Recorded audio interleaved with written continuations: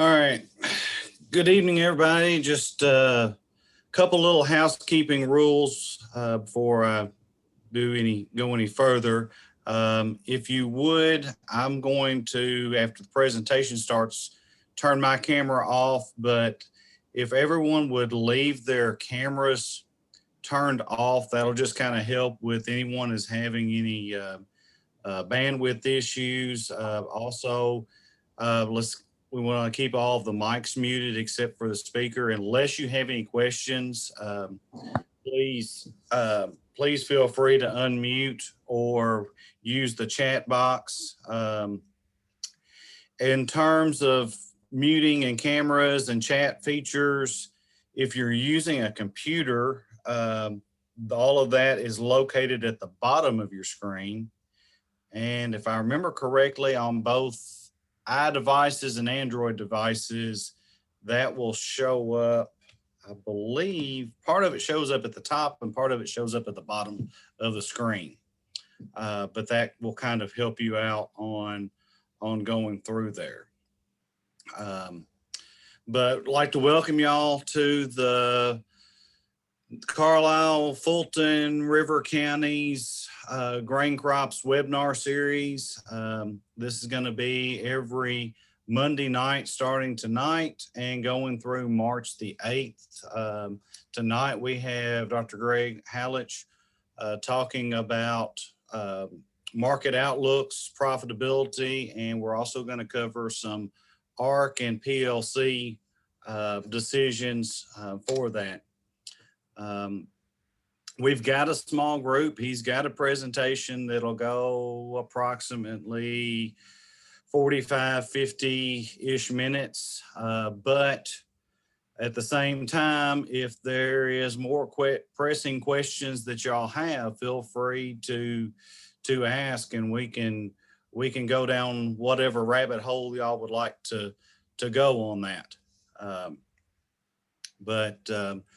Is there any questions here at the very beginning? I'm not seeing any. No, sir. I have got this set up and I'm recording it. So I anticipate trying to get this put on to a Fulton County A&R YouTube page, and I will try to get that shared with everyone at a later date. But without any further delays, I'm going to turn this over to Dr. Hallich. All right, so I can share the screen now? You should be able to, yes. Okay.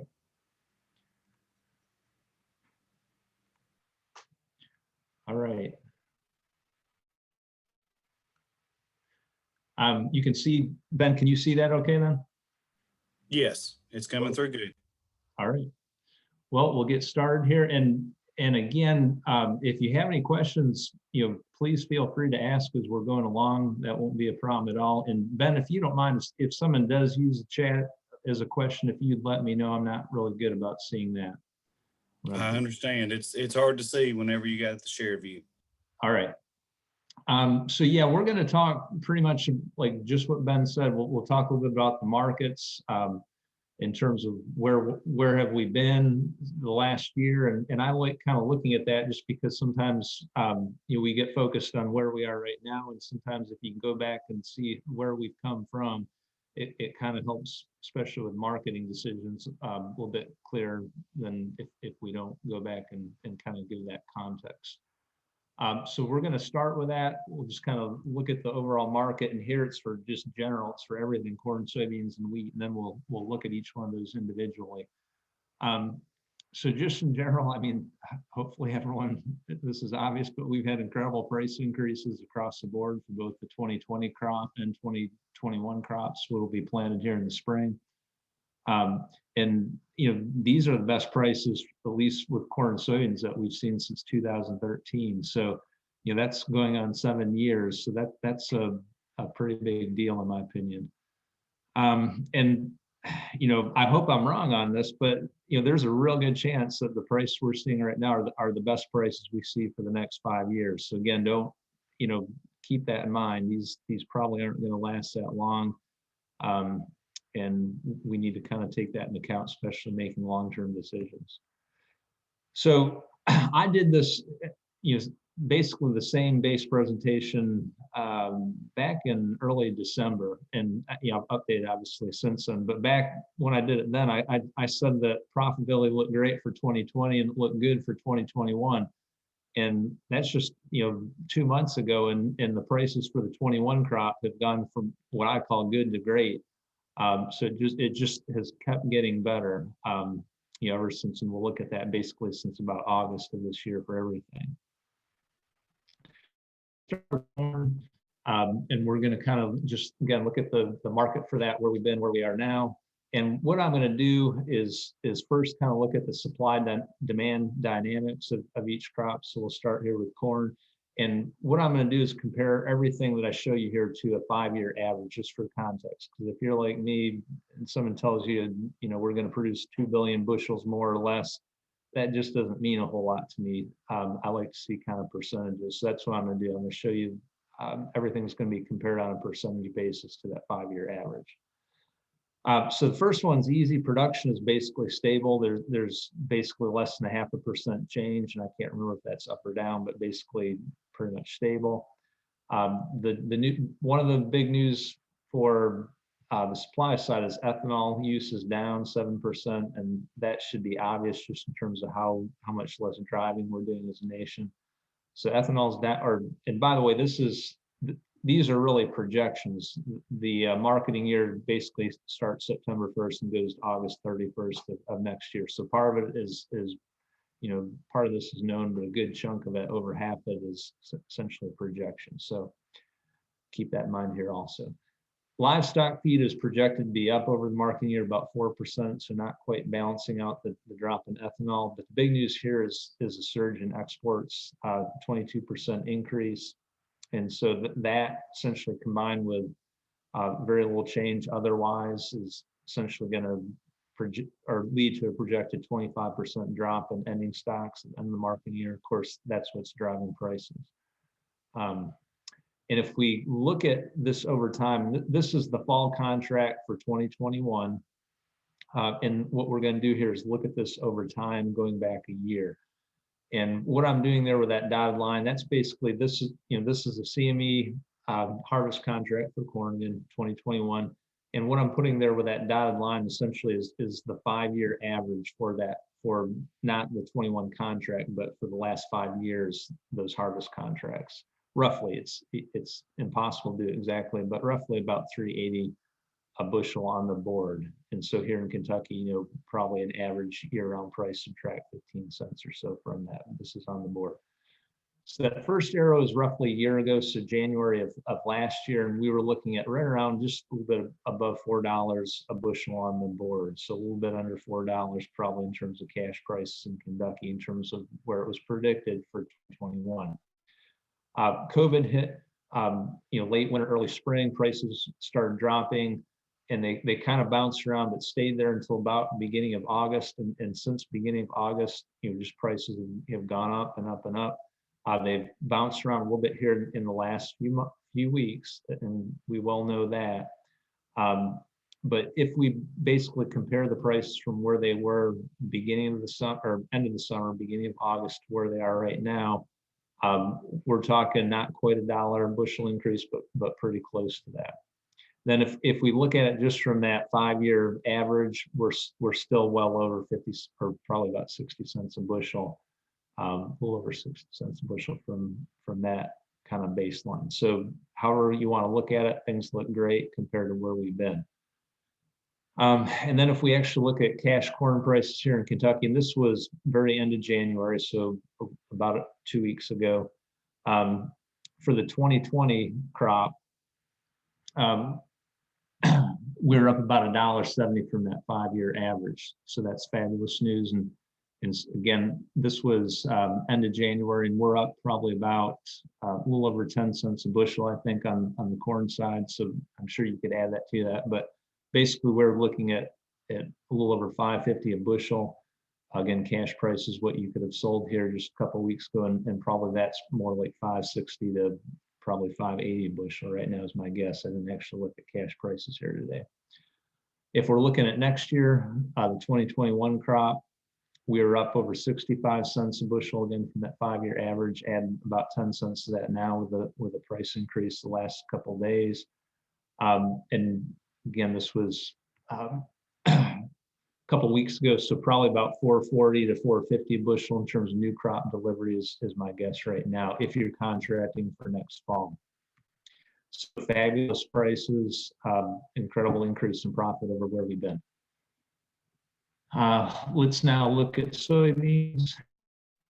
So again, let's start with that supply-demand dynamics compared to that 5-year average. So same with corn, production is projected to be relatively stable, and this is for the 2020 crop.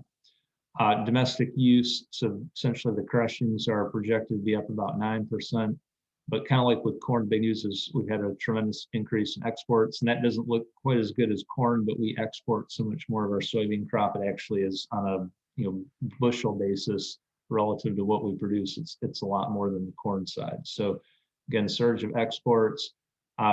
They're projecting a over 70% drop in ending stocks, and again, that's what's led to the price increase that we've seen. Look at that same thing for soybeans. So this is the fall 21 crop, November 21 CME.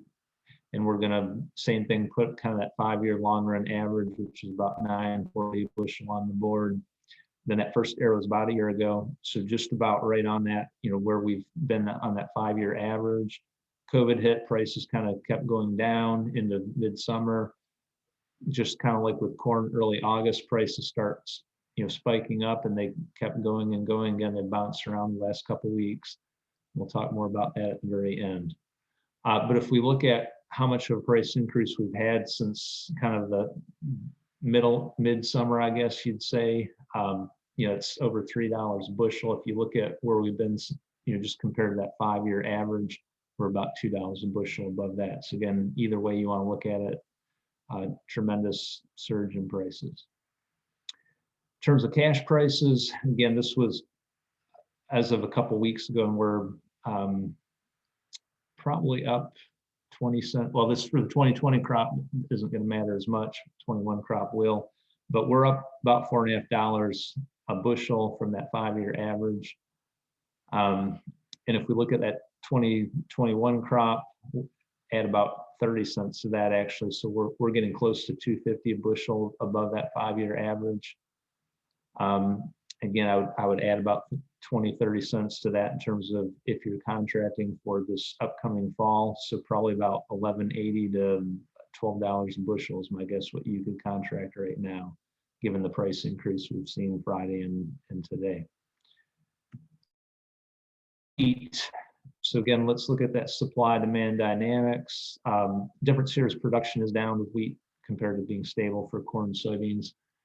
And this would be the 2020 crop. So what was harvested in July, and that marking year will go until, I think it's end of May next year. Production initial stocks are down 23%. So production was down, initial stocks were down to start the year. So the combined effect is we're down 23%. That's the supply side. Total use is down 12%, but not nearly enough to counteract that drop in production and stocks. So the projection is by end of next May, ending stocks will be down almost 50%, and that's what's driving the increase in wheat prices. Here's the soft red winter wheat contract for July 2021. So again, that's that 5-year average earn on $5 a bushel. That first arrow is about a year ago, January of last year, which by the way was good. We were well above that 5-year average and pretty much were the whole length of this contract. COVID hit, didn't really affect wheat as much as corn. The price did come down a little bit. But again, starting in early August, prices started going up and they just kept going up and up and up. Compared to where we started, we're a little bit above $1 a bushel above that, but then compared to that long run average, we're up about $1.50 a bushel. And by the way, wheat, I think, is only up 5 cents from so this was taken on January 26th. So I checked the wheat market at the close today, and I think we're up about 5 cents from that, so not much change. For the 2020 crop, what was harvested last year, unfortunately, most of that price increase happened after harvest, unless you're storing a big chunk of your wheat. And I know not that much wheat relative to the other gets stored, isn't going to be of that much benefit.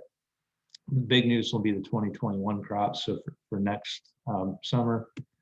So again, we're up about $1.50 above that 5-year average, and that, in terms of what you can contract for new crop delivery, we're pretty close to mid $6, which is a fabulous price compared to what we've seen in a long time.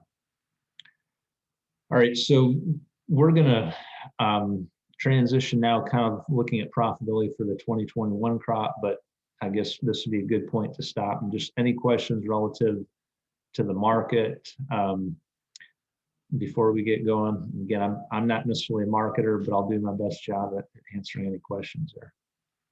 We will get to marketing questions at the very end. All right, no questions. So let's look at we'll look at corn, soybeans, and wheat. And these are our CME contracts. So starting with the harvest contract, December 21. Those were the sell price, again, January 26. I think corn, we're up about, what did we close at? I think about 12 cents. I think we're 12, 13 cents above that. I think 4.58, something like that. So add about 12 cents to each one of these prices here. And I'm going to assume we're for an average farm, we're going to sell roughly half at harvest, and we're going to store half. And given kind of typical basis in Kentucky, we can kind of estimate a cash price here. For soybeans, those were the settled contracts starting in November of 21. And for soybeans, we can add almost 30 cents to here. I think we closed today at 11.79, so just about 30 cents above those prices. And here's wheat. Wheat, we're up, I think, 5 cents roughly from what we're looking at here, so not too much. But again, I'm going to assume that we're selling about half that at harvest and half can go into storage. So in terms of cash prices, kind of average for Kentucky farmers, and again for corn, given the market rise today, we could add about 10 cents to that, so call it about 4.50 bushel. Soybeans 11.75, add about 25 cents to that, so we're probably right at $12. And wheat, we're pretty close to that 6.70 a bushel. By the way, with soybeans, I guess the big news there is, again, I did not look today, but cash prices kind of the last few weeks for fall of next year, the basis is just amazing for soybeans. I mean, it's not unusual in the wintertime to have, positive 10-cent basis or so in soybeans, but we've got like essentially positive basis on the fall harvest contract for soybeans next year. So I don't know exactly what's driving all that, but the relative price of soybeans is even better than the CME would suggest because of that basis. Fertilizer price, and by the way, I've heard the last week prices may start bumping up. I haven't actually seen it yet, but just keep that in mind. I might be just a tad low here, but this is what I was looking at a couple weeks ago with fertilizer prices. And if you convert it into per unit basis, that's what you're looking on the right-hand side.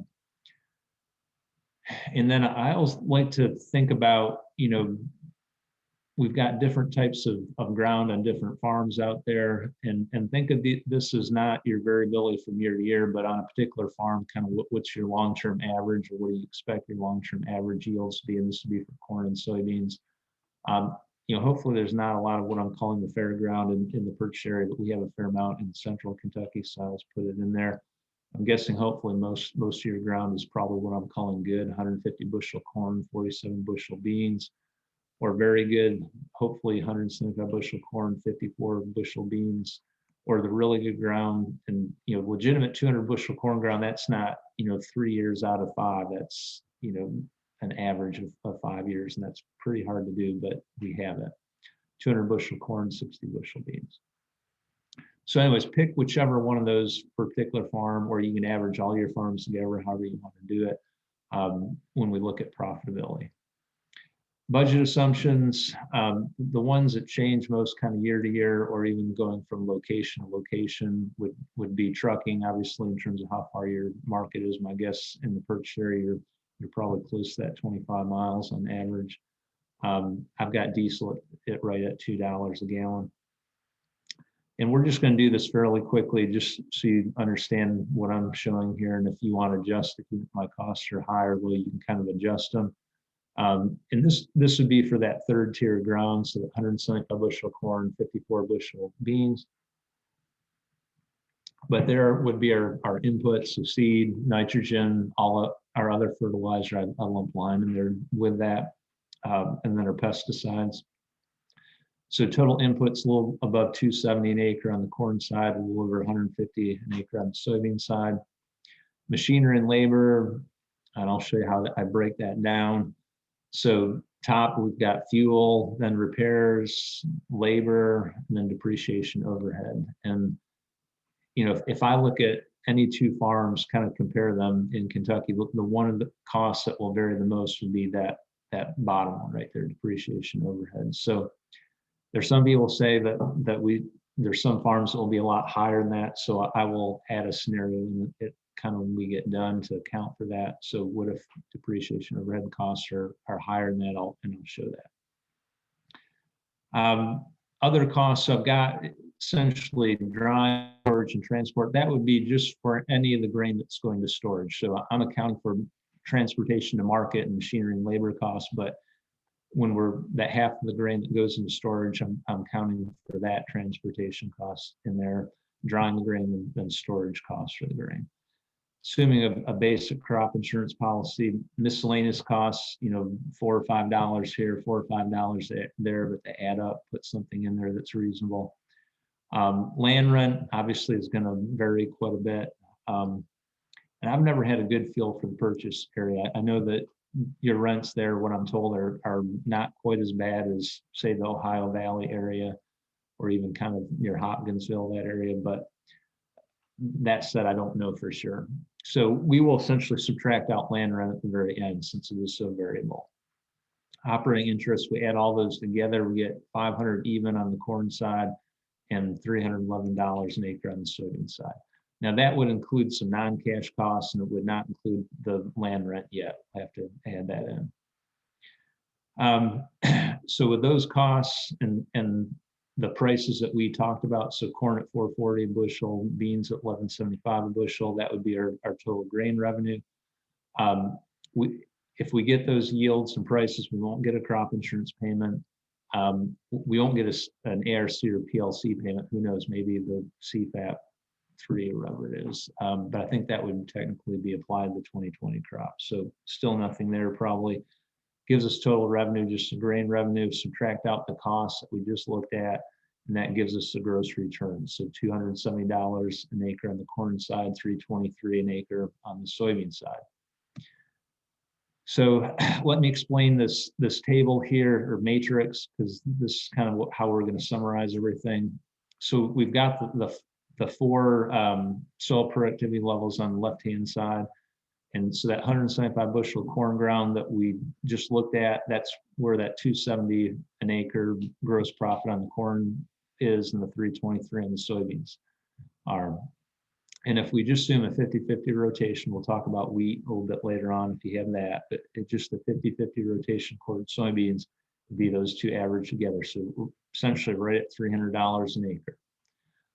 If we fill in the rest of them, that would be that good ground, that's the fair ground, and there's excellent ground. So again, if we just assume a 50-50 rotation, we can kind of concentrate on that right-hand side. That's on average what we're making. And again, that does not include land rent yet. So just as an example, on that 175 bushel corn ground, if we're running that, and I'm hopefully this would be a really high rent, but I'm just doing this to make the math easy. But if you were running that for $200 an acre, you'd still be making about $100 profit. And that is, that also includes labor as a cost in there. So if you got your own labor in there on a cash flow base, you'll do better than what I'm showing. Budget assumptions, obviously does not include land rent, so subtract that out.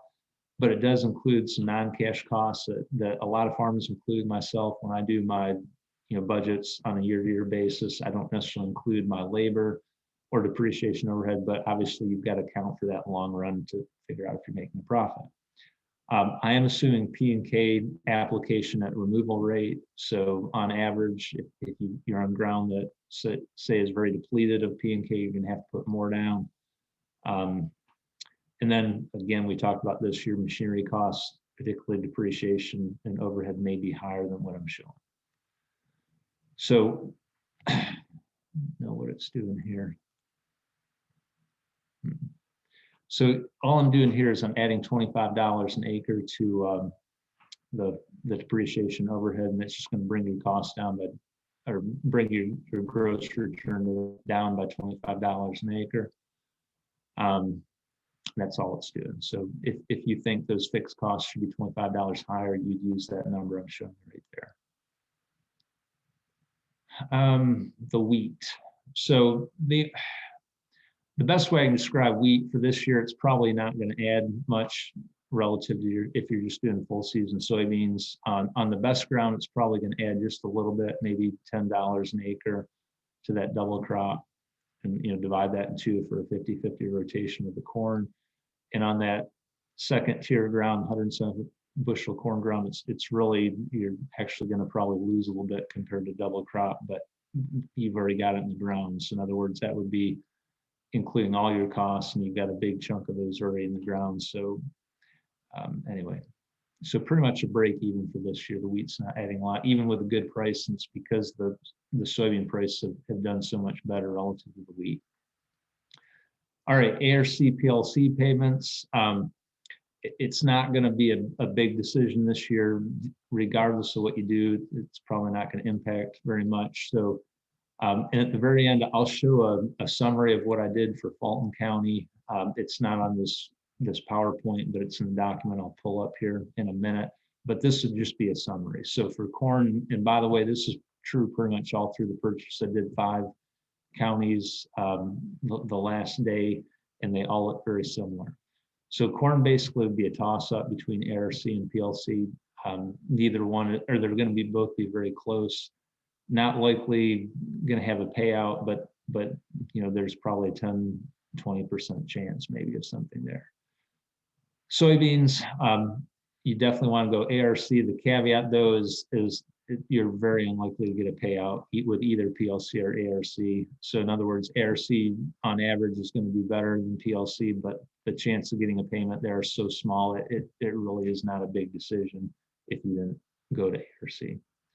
Then wheat is pretty much like corn. It's a toss-up. Either ARC or PLC is about, is likely to pay out on the long run. And we'll come back to that again when we're done with the presentation. I'll unshare this. I'll look at a document I sent to Ben earlier this morning, and we can look at it in details. And I'm sure you might have some questions on it when I show you the details. Marketing. So let's talk about the 21 crop. So the big question to me is, our price is going to, are they going to stay where they're at right now by fall harvest? Of course, we don't know for sure, right? So let's kind of look at that diagram. So that was the peak. This is for soybeans. And then this would have been 2 weeks ago. We had a price correction, went down quite a bit, and it went back up about 40 cents or so. And then since then, we've gone back up about 25 cents. So things are bouncing around a little bit the last few weeks. And the question is, where are they going to end up with by next fall? Of course, we don't know that, right? Here's corn, same type of thing. So this would have been probably around January 20th. We were kind of near that peak. Corn came down heavily, came back up, and same kind of with soybeans. Where is it going to be by fall contract? And we don't know that. And all I can say is, just my own kind of risk preference. It's like, so let's start with, I guess the first question I'd ask is how much of that 21 crop do you have hedged? If the answer is 0, at least my perspective is we've got incredible prices right now. If you contract, let's say 20-25% of your crop right now, and prices go up, you're still getting a good price. And if prices kind of crash in the next 6 months, the more that you have hedged now, the better you can be. So we don't know where prices are going. I guess what I want you to think about though is, where have we been? So where were we a year ago? It's just sometimes easy to forget where prices were just a year ago, but relative to a year ago, if I told you, you can sell corn for over $4.50 a bushel in 2021 and beans at about $12, I think you'd be ecstatic, and I think you'd forward contract as much as you could at those prices at that time. So that's my main point. Think about where we've come from, and if prices look that good relative to where we came from, it might be a good time to hedge. Again, this is where kind of what we're projecting, actually a little bit better than that, right? Because prices are up about 10 cents on corn, 30 cents on soybeans. So you can probably add $20 to that gross rotation. So maybe 320. Let's look at what those returns would be in a normal year. So I've got soybeans at $9.50 and corn at $4. And so that same 175 bushel corn ground that we were above $300, we're at about $180 here. So if your land rent here is say $150, you're making a little profit, not much, but compared to if you lock in at where prices are, you're making well over $100 an acre, $130 an acre.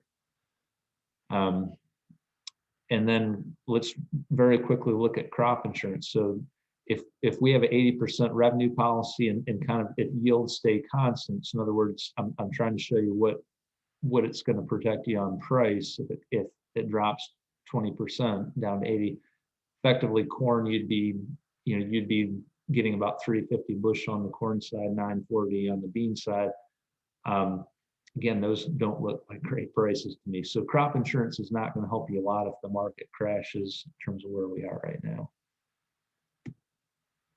So again, think about or ask yourself, how much do you have 21 crop hedged? And if the answer isn't much, I would encourage you to think about now might be a good opportunity to do at least a little bit of that. That said, questions there. And again, one thing I do want to do is go to that handout I gave Ben this morning about PLC ARC. We can look at a few details on that. So, but before we do that, I guess let's see what questions we have. I'm not seeing any, but feel free to put them in the chat box or to unmute. Okay. So let me, I'm going to have to unhide or stop sharing. Let me share again. All right, this is that ARC PLC summary I sent to Ben earlier, and I've got one of these for all 5 counties down in the purchase area. And I do this for, I've got a page for corn, one for soybeans, and one for wheat. Basically, I guess what we can look at is this table. So this is for Fulton County. Your Olympic average yield is 180 bushels. So that means out of the last 5 years, they throw out the lows here, the highs here, and they look at the 3 in the middle. And then PLC program yield, I had to decide that would be your individual farm program yield. And so I put something just under that Olympic yield, but that would change a little bit from farm to farm. And what I did here is if the national price for 2021 ends up, so right now I'm projecting that to be about 420 a bushel at the national level, will be higher in Kentucky. But if prices say drop in 20-cent increments going from 420 down to 320, what yield would you have to have over here on the ARC essentially to get a payment? So if we look at, let's just look at 380 a bushel. Essentially, yield in Fulton County would have to drop down to 150 bushels before you start getting an ARC payment. So $1 in this case. To get a 50% of maximum ARC payment, which would be $33, yields would have to drop down to 142 at the county level. And then get the full ARC payment, which would be about $66, yields would have to drop to 133 bushels. So just trying to frame this in a way that you can see what the payout would be for ARC. And we wouldn't obviously have a PLC payment until prices drop below that reference price of 370 bushel. So if national price dropped to 360, you'd get about a $17 per base acre. And then of course you have to multiply that by the 0.85% for the percent of base acres that they actually pay on. So again, if you're actually, whatever county you're in, if you can email Ben or Chuck, they can get you that particular summary for your county, but they're all going to look similar. They don't change drastically. And on the PLC, they'll all be the same. And on the ARC, they didn't change drastically from county to county. That's kind of what we're looking at. That would be for corn. Here would be soybeans, kind of the same thing, starting at what I'm expecting to be at national price, $11. I'd bump that up by 30 cents now, probably 11.30. We're a lot higher than that in Kentucky, but going in essentially 60-cent increments, so down to 10.40, 9.80. So let's just look at 10.40, just as an example. So in Fulton County, yields would have to drop down to 38 bushels before you get an ARC payment, just $1, essentially nothing. To get a 50% ARC payment, which would be about $23, yields would have to drop down to 36 bushels. And to get the full payment, $46, yields would have to drop to 34 bushels. So you can kind of look at that table just to give you an estimate of how this works. But obviously, that those yields with that price are very unlikely on these ARC payments. And with a PLC payment, you're not going to obviously get anything until you drop below that 8.40 a bushel reference price, which is a long ways from where we're at. So that's what I was saying. For soybeans, it's very unlikely that there's going to be any type of payment for the 2021 crop. So to me, it's not really that important decision for soybeans, even though ARC probably on average would pay out a little bit better. We're probably talking a few cents. It's just very unlikely to happen. All right, Ben, Chuck, Vicki, what questions do you all have?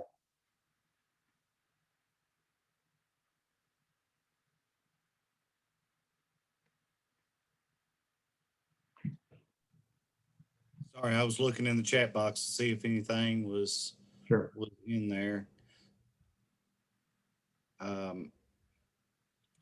That pretty much covers it. I mean, that you pretty much explained everything for Fulton County. Chuck, do you have any questions for yours? And I can pull up Carlisle County. See if I have it. Carlisle was about the same, Greg. Yeah, like I said, they did not change a whole lot. So what you see there for Fulton was pretty close to all of them. The yields may have changed by a couple bushels here and there for the ARC payments, but not a whole lot. It was remarkably consistent across that whole area. Yeah. Anyways, in terms of recommendations, that's just what I would do if I was in your situation. But again, for the 21 crop, it's just not going to be that important given how low probabilities payouts are for anything, corn, soybeans, or wheat, particularly soybeans. Corn and wheat, it's a little bit more important decision, but still on average, you're talking about, we're going to be lucky if we get a $5 to $10 payment for either of those in 21. And I guess what I would say is, to me, the far more important thing that people should be thinking about is just their marketing for this next crop, not the, should I do ARC or PLC? Because your marketing is going to be a whole lot more important this year than those programs are, just given where prices are. So it's so unlikely to pay out for the ARC PLC. It's just, I'm not saying don't spend time on it, but don't spend a lot of time relative to how much time you want to spend thinking about your marketing decisions.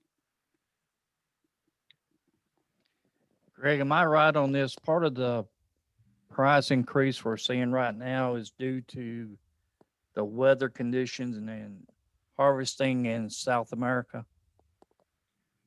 possibly.